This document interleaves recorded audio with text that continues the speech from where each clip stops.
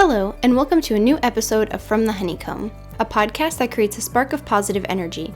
Here we discuss all things architecture and design, to travel, exploring Vastu Shastra with a modern approach, and I connect with other like-minded women to share their story.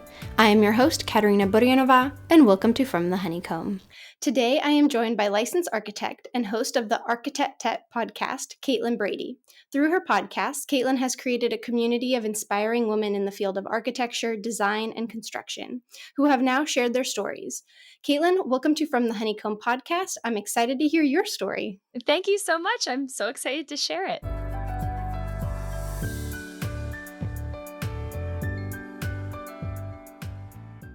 And as you know, we begin every episode by sharing something that we are grateful for in the present moment. And so, what are you grateful for? Well, I'm grateful to be here. So I'm excited for our conversation, but I'm also grateful this week. My partner and I, we've been nomadic for the last year, and we are finally moving into an apartment. We have a year-long lease. So I'm very excited for that stability after a year of adventures.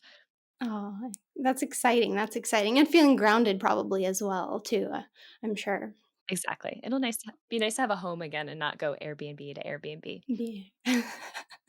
Well, I'm sure there's stories from those trips too, from Hmm. those travels. Exactly. Yeah.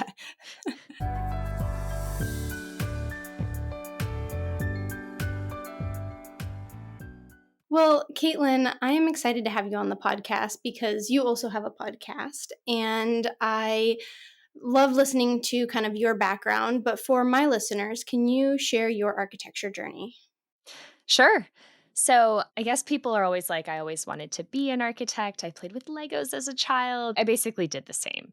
I had dolls growing up. I would spend more time building homes for them rather than changing their clothes or doing their hair.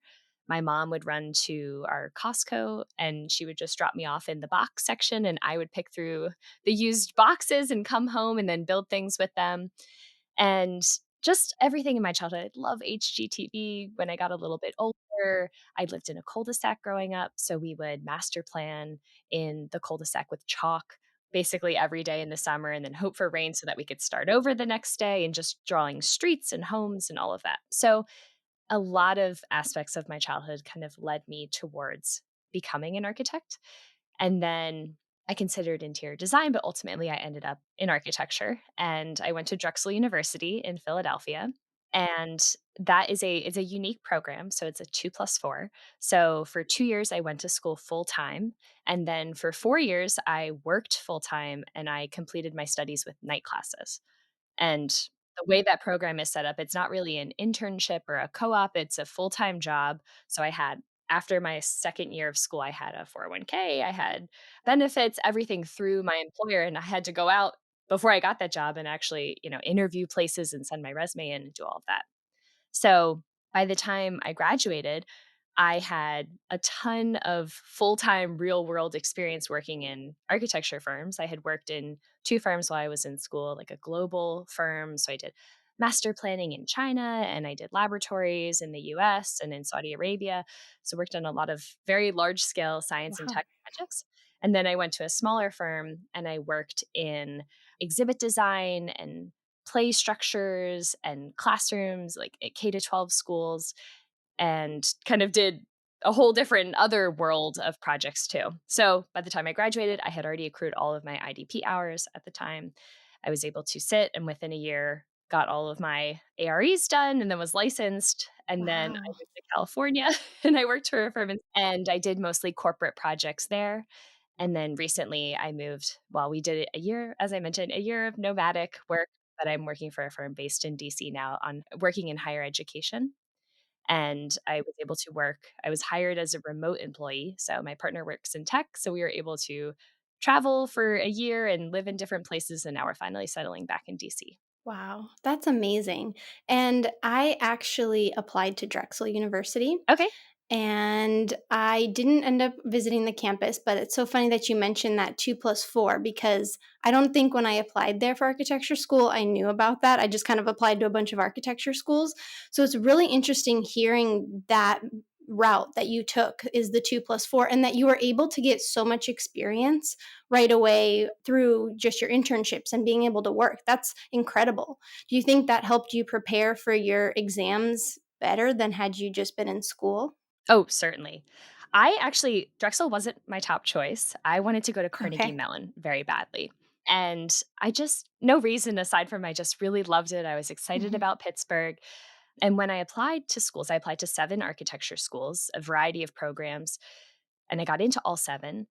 And we did the accepted students day. My parents and I went to accepted students day at Carnegie Mellon. Mhm. And we were sitting in the lecture where they have the professors talk about the program and they have students come up and tell about their experiences. And someone had asked, out of all of the graduates of last year's program, how many of them have jobs? And I think at the time, out of maybe 56 graduates, they said 2 of them had full-time Oh jobs. my gosh. I remember my mom looking at me and going like she, like, moved her hand like, "Absolutely not," because it was a very expensive program. Didn't get a lot of financial aid from Carnegie Mellon at the time, and so I would have been committing to a huge financial number, and Mhm. it didn't really pan out. I also got into Cornell and was like, "Oh my gosh, I never Oh, really thought wow. I'd be going there," and then I got in and they gave me, like, $2,000 off a year. I'm like, "Okay, that's not really financially worth it either." So Drexel, I ended up getting a lot of scholarships to Drexel. It was local. The tuition was actually a reduced rate once it transformed into the night program, and you were only paying per Oh, okay. credit. So it was a really affordable program. I had help from my family. I had tuition reimbursement from my employer at the time. And then I was able to graduate with no student debt, which Wow. in the long run, it has been very, very helpful. Obviously, like, Mhm. I come from, like, a privileged position that I was able to come in with help, and I had been working summers before to save that money for college, but it ended up being a really great decision to graduate with all that experience, but also no debt too, because that's given me Oh, yeah. it's been very helpful. No, of course, because is when you talk about architecture school, you never hear of just a 4-year program. It's that 5 to 6 years. So it's great that you were able to have that opportunity and such a great program. And I've been asking this a few architects lately for how is your university experience? Did that help you for the ARE exams? Yes. I think it was great to we had studio classes, we had a Mhm. couple, like, HVAC or lighting or different engineering classes paired in. If I wasn't going to work every day at the same time as those classes, I don't think that information would have stuck as well. So, I was working on projects where we were talking about accessibility. I was looking up the code, and instead of just looking it up abstractly of, "Oh, I'm applying this random code to my studio project," I was applying it to my actual project, and I had to make sure that it was right because we were submitting it to a city for review. So I was able to that I think that information really stuck with me a lot more because I was able to apply it directly to my studies, to the work I was doing, and then it was a big refresher once again, once I was studying all that material again in the AREs where I could go, "Oh, I worked on this project," and whatever I studied, I could apply it to things I had already seen in the field. And I worked on commercial projects largely with a few residential in there. So I think that also helped me too, because the AREs cover both residential and commercial projects, but I think if you only have experience in one or the other, sometimes there's a knowledge gap about the area Mhm. that you didn't work in. No, absolutely. For me, that's commercial. I have very limited experience with commercial. So for me, like even like the curtain walls, some of the detailing of the CMU blocks, like concrete details for me are just where I learned about them in ARE. And it's so great for studying for the AREs. And it's great you brought up too is that you were able to, while you were at school learning about like HVAC systems or electrical, immediately being able to apply it. Because I remember coming out of architecture school, my first job, and we spent an afternoon with a coworker laying out the HVAC system in one of the buildings we were designing. And in that afternoon, I felt like I learned a semester's worth of information. Mhm. So it's great that you were able to really link the two right away from the beginning and really just build your knowledge base off of like from the beginning. Yeah, it was very helpful. And Drexel's program is I think it leans more on the technical side of things, where there is an artistic flair, we're doing creative work, but once you get into the later years of the program, you have your design stages and then there's a checklist that the professors want to see. Are you considering daylighting or HVAC systems or orientation. And then there's different levels on top of that of we're layering on those real world elements, especially like we were doing a lot of wall sections. I remember my first wall section, it was totally meaningless. I had no idea what I was doing. But then after I did a couple more in studio projects, I was like, okay, now this is making more sense. Like, the organization of the vapor barriers, of the insulation. Hmm. I kind of had a feeling of where that goes. And then seeing that in work too, I'm like, okay, now it's not just a thick wall to me. It's many layers combined and it has more meaning after you see it a few times. No, absolutely. And I'm sure you were exposed to site visits too, because that's my one of my favorite things about what we do as architects is being able to go see our 2D drawings or 3D renderings come to life and be built. So I'm sure you were exposed to a lot of site visits early on, which I can't imagine how much knowledge you got from those. Yes. My first project, it was very cool to see just what you draw and then, oh, these lines have meaning and this is what they ended up being. I was like, oh my gosh, I need to be a little bit more careful because you just kind of are like, okay, I just drew it this way. And then when you actually walk the field, oh, that dashed line means that there's a soffit overhead. So I need to make sure I'm tracking that information. But my first firm too, a lot of our work was international. So I did Mhm. get to go on a few sites. We were working for some local universities, but largely a lot of that was abroad. And that was one of the big reasons why I ended up changing jobs because I loved working Mhm. at that larger scale and I worked with really, really talented people at that first firm I was at.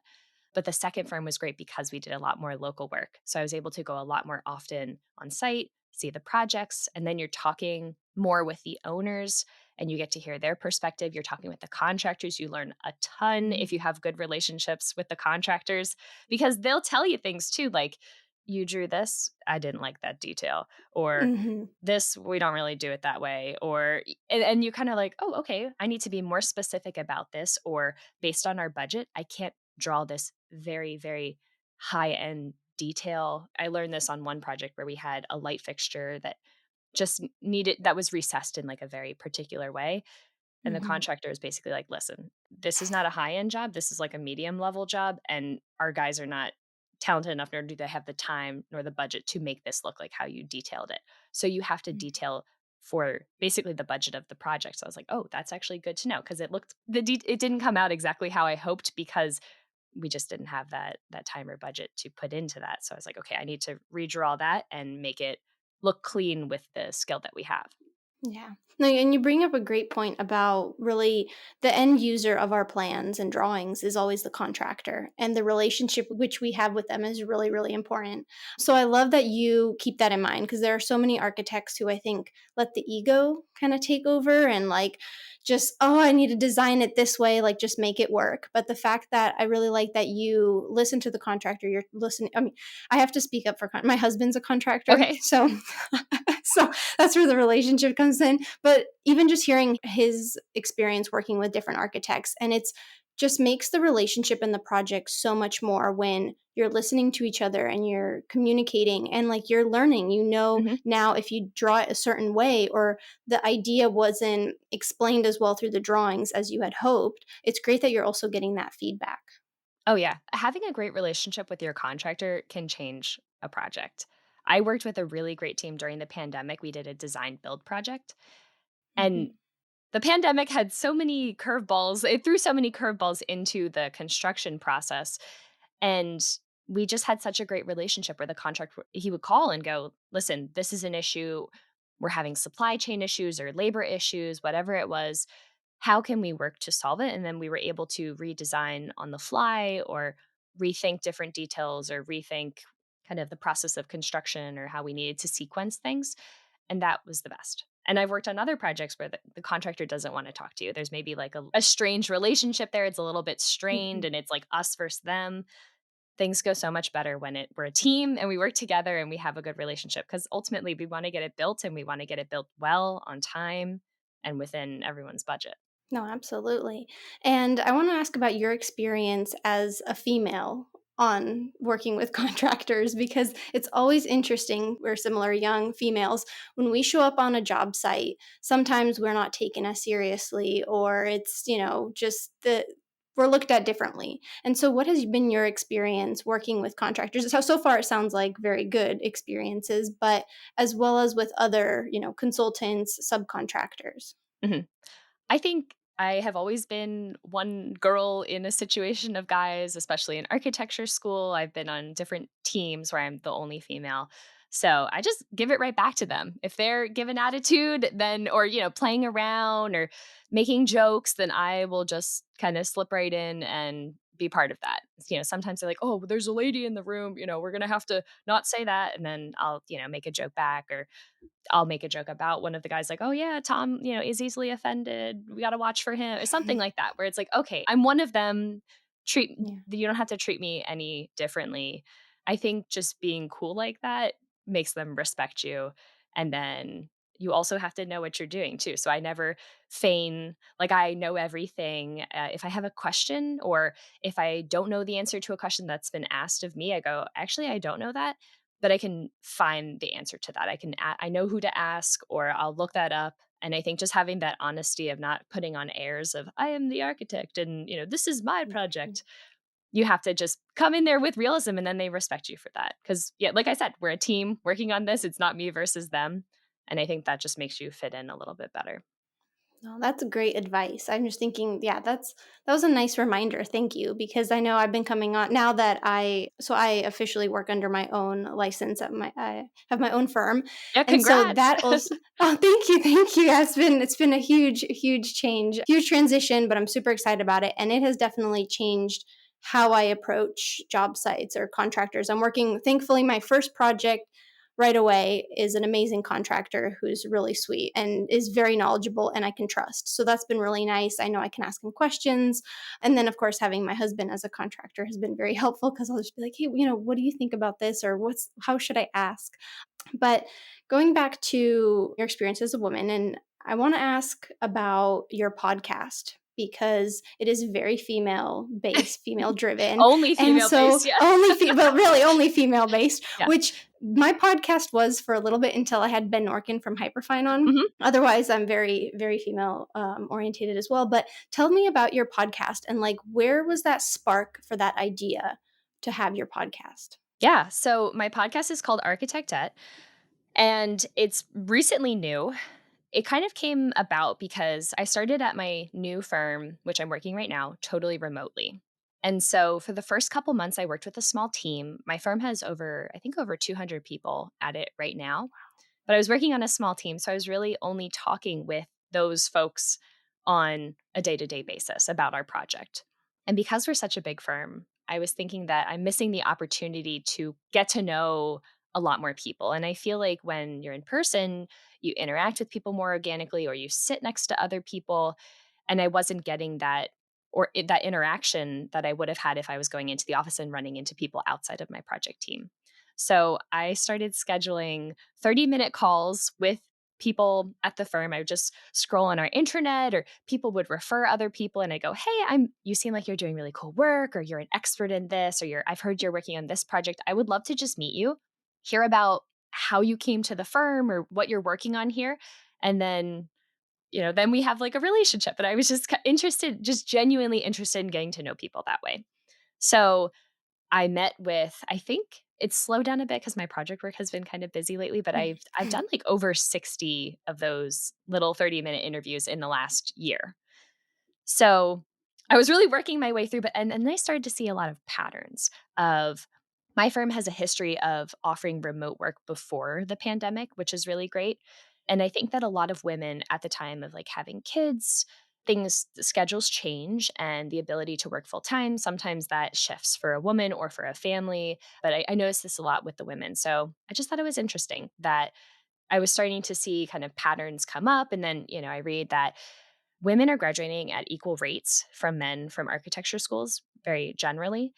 And then they only make up, I think it's about like 20% of leadership roles in the industry. So at some point, we go from 50%, and then leadership goes down to 20%. And I think that this like mid career challenge happens where maybe there's a family involved, or just life obligations get a little bit more hectic, and women fall out of the industry. No, that's so true. Yeah, and for many reasons they fall out, but I wanted to kind of hear from people's stories of like how did they navigate that time? Did their career slow down? Did they get through it? And I was starting to talk to women and I felt like I was really benefiting from these stories. And because I was remote and traveling nomadically, I couldn't join my local women in architecture chapter or an AIA chapter because we were moving cities every month. So I thought it would be great to have some type of interview where anyone can listen, anyone can benefit from this like mentorship of someone who is kicking butt in the profession in various fields. And I thought, okay, I'm just going to interview people. I really love these interviews I'm doing. Maybe I'll record them. I was, of course, worried about my voice and like recording myself. And that took me a while to get over it. But I was like, if I just release the audio, I think it'll work out. And I benefit so much from these conversations with women, and I thought that other people could too. So I interview women in architecture and then also people who have both gone through architecture are still architects, and then people who have gone through architecture and maybe veered off to planning or PR or landscape architecture, something like that. Or they're also in an adjacent field. So maybe a woman that you or I would reach out to collaborate on a project with. So there's an episode coming up. She's a landscape architect. We had worked together at a previous firm. I've interviewed women that I knew through in Philadelphia that are founders of a firm. I interviewed former coworkers. So I think at this time we have 12 or 13 released episodes. And then I have a whole bunch more that I've recorded. It just takes a long time to edit. So that's the only thing that slows me down. Otherwise, I would be releasing them every week. But episodes come out every 2 weeks. And then they're on, all the platforms, Spotify, Apple Podcasts, all of that. And it's really just a short conversation to cover who they are, where they've been, and their experience in the industry. And we cover all sorts of things. Sometimes some random things come out. I hear some random stories. I'm like, ooh, maybe I'll edit that out. That was a little too juicy.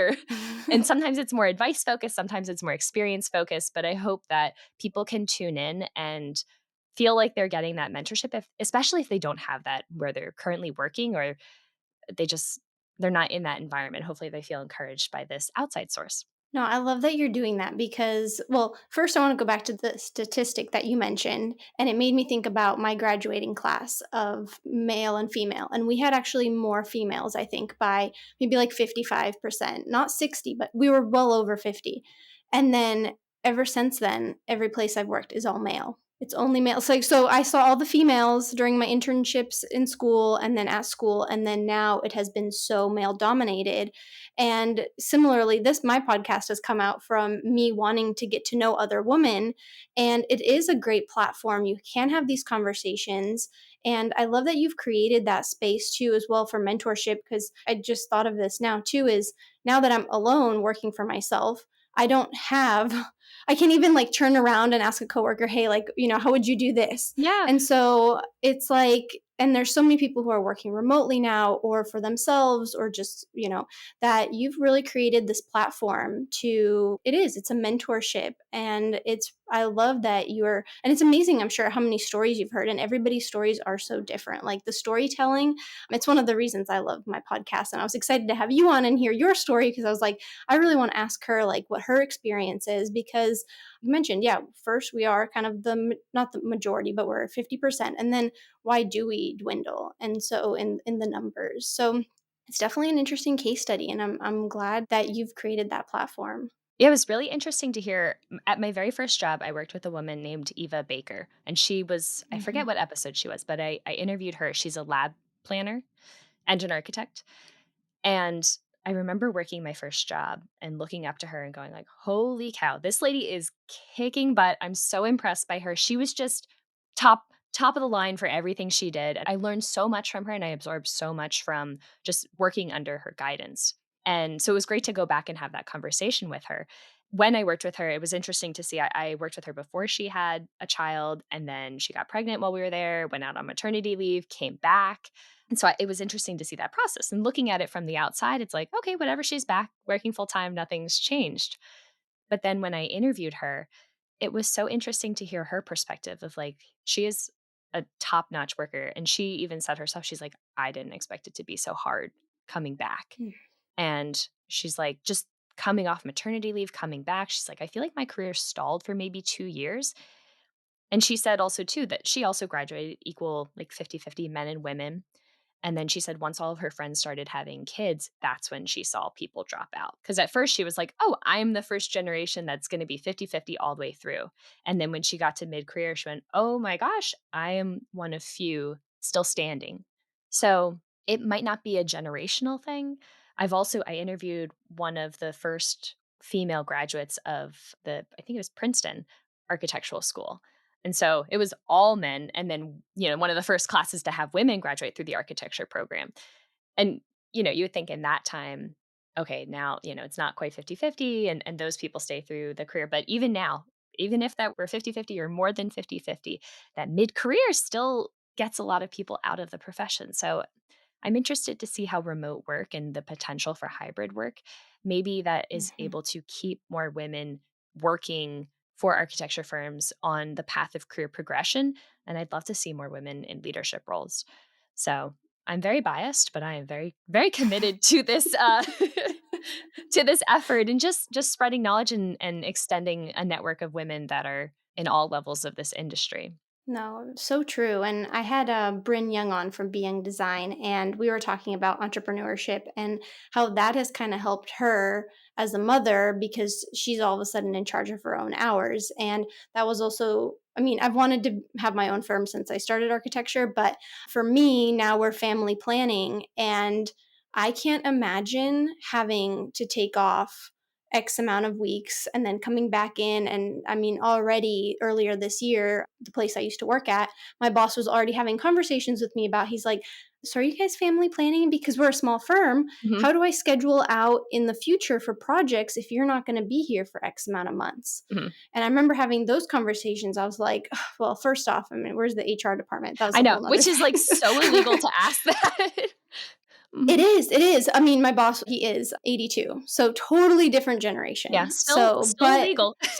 still illegal. No, I know, and it's those conversations, it's and of that was, like, this year was that seed was planted where I was like, "Wow, I really need to figure out what the plan is," and that's why just I pushed more this year for entrepreneurship as well because now and I've actually met a woman through Ben from Hyperfine. I do some drafting work for her, and she's kind of taken me under her wing. And she kind of started her career similar to me, has a family, had a kid.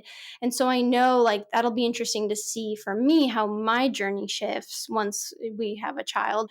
And it is interesting how sometimes just having your own firm and being able to work on your own schedule is a benefit rather than staying at a firm, but there are so many of us or so many female architects who want to stay at a firm. And so it's interesting to see kind of how I wonder if there could be like a comparison to see for the women working for themselves versus women in firms and how long they'll last as well. Because now even I'm thinking if I sign a project and hypothetically, I'm pregnant right now. Where am I in 9 months? And it's this interesting kind of time clock that you start thinking about not just, oh, when am I going to submit zoning plans? When am I going to submit construction documents? When are we going to be able to pull permit? There is like another time we have in the back of our heads, in the back of our minds. Yeah, it's a shame that that flexibility isn't standard in architecture firms. You would think that because they have so many more resources, they could maybe offer that flexibility. But I think I've heard from a lot of women, it's, oh, I had a kid, and during that time, that's when I started my own firm.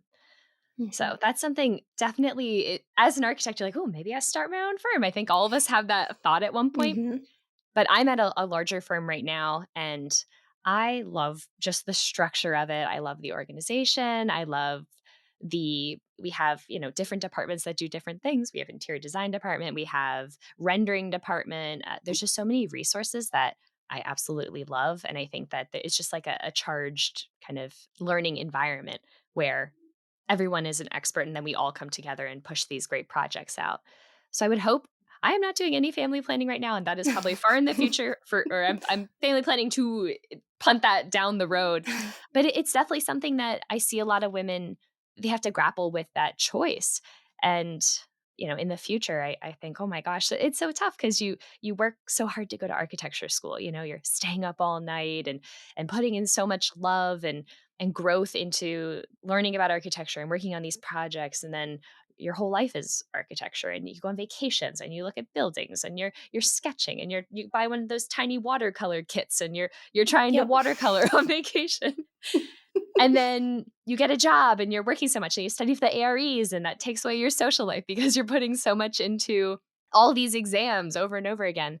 Taking, I think we're 6 right now in the ARE 5s, and Mhm. it's just so much work. And then it's like, "Oh, if you have a kid, like, maybe you just put all that on hold."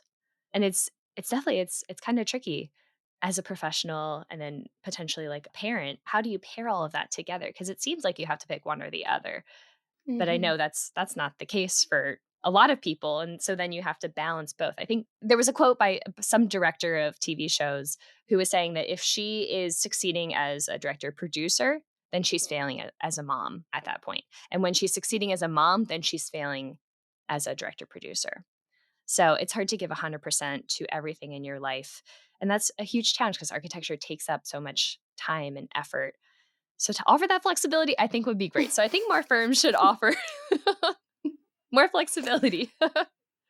No, for sure. And we are in such a field that, even thinking about like the 40-hour work weeks and just our projects, and there's different phases, and like there are weeks that are heavier with workloads and less, and like offering even that flexibility of time as well. I mean, my firm, one fun thing I like to say is we have nap time. That's our flexible. So my boss lets me have nap time. That's the flexibility here. And what's interesting is I've been working for myself for a month now. And knowing in the back of my mind that if I need to take a nap, it's there for me. I haven't had to take a nap in the middle of the workday. But had I been at my old firm, I could tell you every day I would love a nap after lunch, just a 30-minute power nap, just to kind of reset, regroup.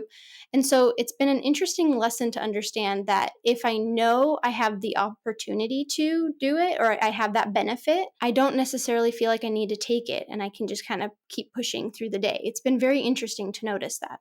So, I think probably your motivation too is you're working for yourself. You're building something for yourself rather than building something to get a paycheck, which, yeah, I'm sure we all put our heart into our projects that we work on. But I can imagine if you open up your own firm, the stakes are so much higher. It's like, okay, I have to put everything into this so that it's successful.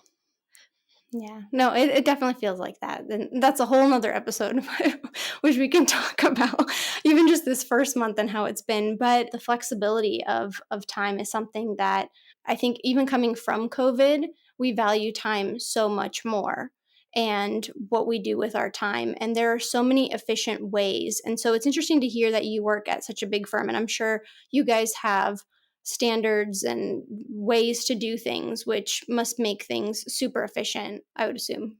Oh, yeah. There's no need to reinvent the wheel for a lot of standard details and things. I think I was listening to some of your episodes earlier this week, and someone was saying, I think it may have been whatever. I was listening to one of the episodes, and they were saying that it took them like a year or two to develop standard details.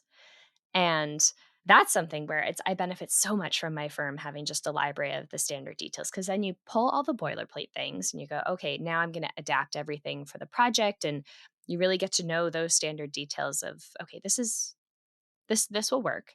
And then how do I make it special and particular to this project? And you can build off of that and add and change and do all of that. But it saves a lot of time.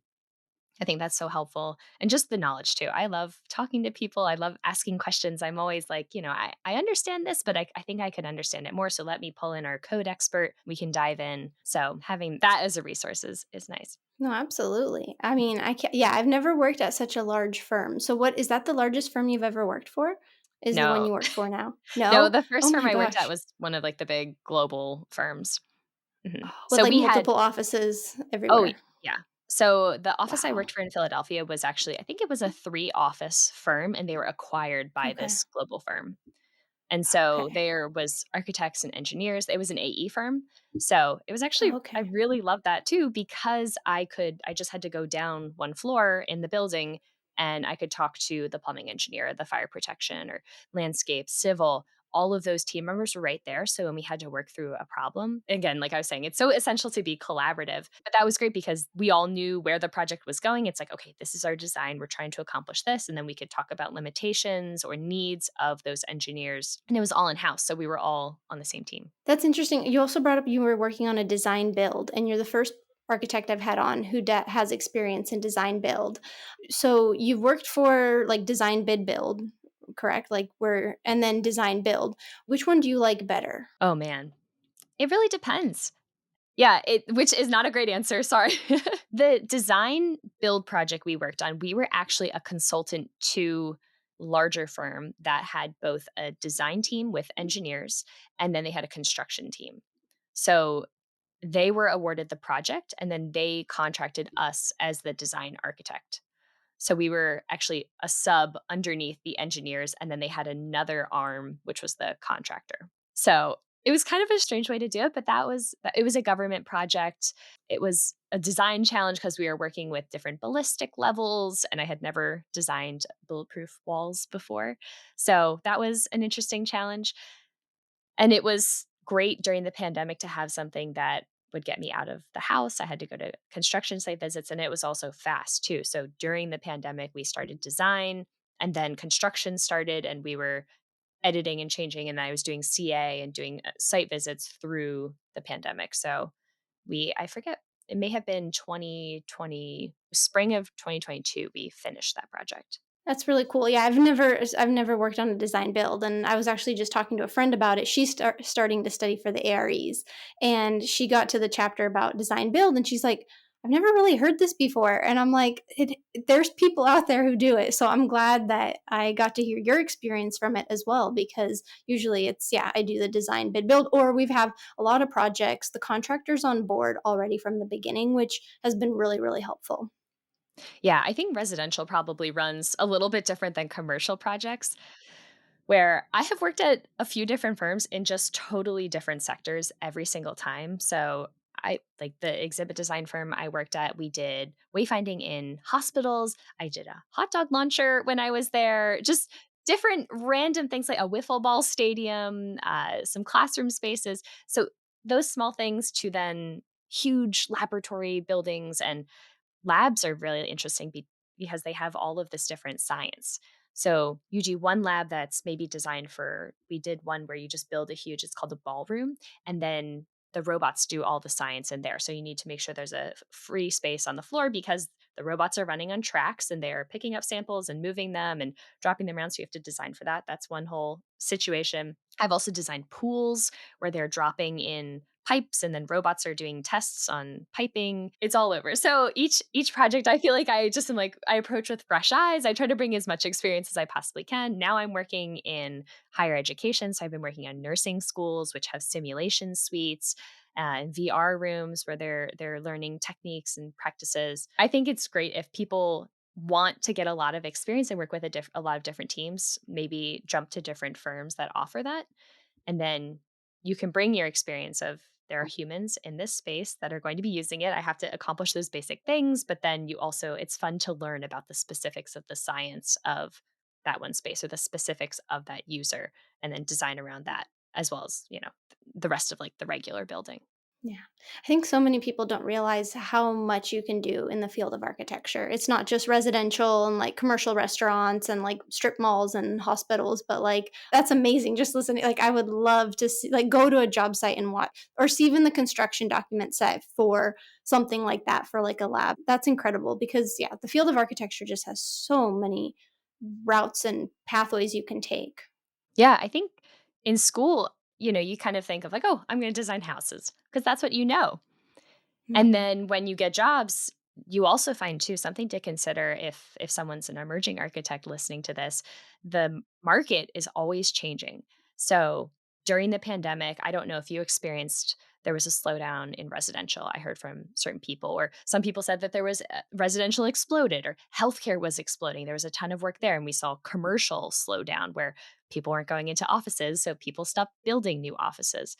So you can kind of see over the course of your career different sectors ebb and flow.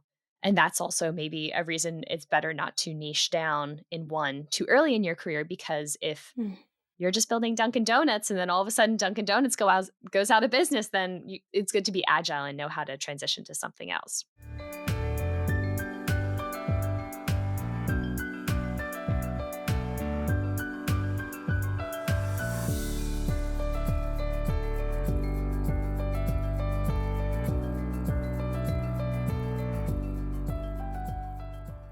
Well, Caitlin, this has been such a great conversation. The last 42 minutes have gone by super fast. Yeah.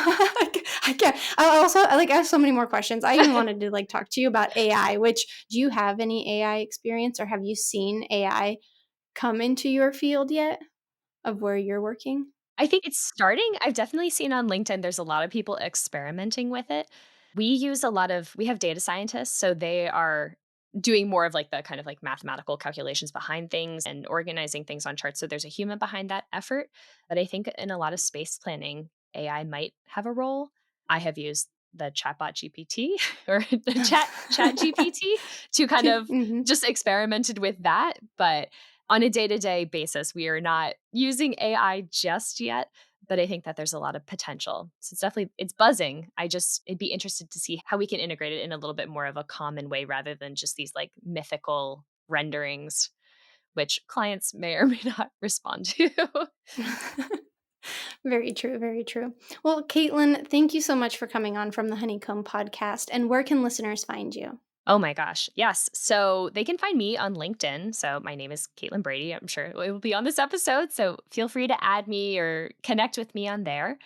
And then if you wanted to follow the podcast, it's Architectette. So the website is Architectette. That's architectette.com. And then you can also find that podcast on Instagram at the same handle. It's on Spotify and it's also on Apple Podcasts. Perfect. I'll provide links in the show notes for everything so you can all connect with Caitlin. Thank you so much for coming on. I appreciate it. Thank you so much. This is great. Thank you. Thank you so much for listening to this episode of From the Honeycomb. If you liked it, please give it a heart or thumbs up and click the follow button so you can stay up to date on the latest episodes. You can follow me on Instagram at From the Honeycomb Podcast, and be sure to check out the link in the show notes to sign up for my monthly newsletter where you will receive a spark of positive energy in your inbox. Thank you so much, and see you next week.